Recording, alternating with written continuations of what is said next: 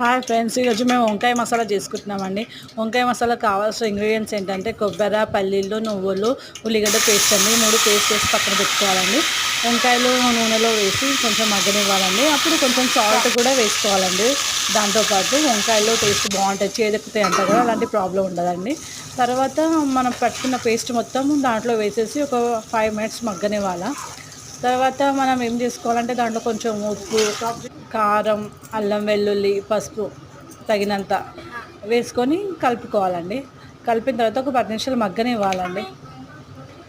మగ్గనిచ్చిన తర్వాత చింతపులుసు అనేది మనం దాంట్లో యాడ్ చేసుకోవాలి. ఎందుకంటే ఫ్రెండ్స్, ఈరోజు మేము సండే నాన్ వెజ్ తినాం కాబట్టి ఇదే మాకు veg item, non veg item. చింతపులుసు యాడ్ చేసిన తర్వాత ఒక 10 నిమిషాల తర్వాత చూసుకోవాలండి. ఇలా ఆయిల్ పైకి తేలేంత వరకు ఉడికించుకోవాలండి. ఉడికిన తర్వాత వంకాయ కూర వేడి వేడిగా రెడీ అవుతుందండి. మేము సర్వ్ చేసుకున్నామండి. మా అబ్బాయి టేస్ట్ చేసి సూపర్ అన్నాడండి.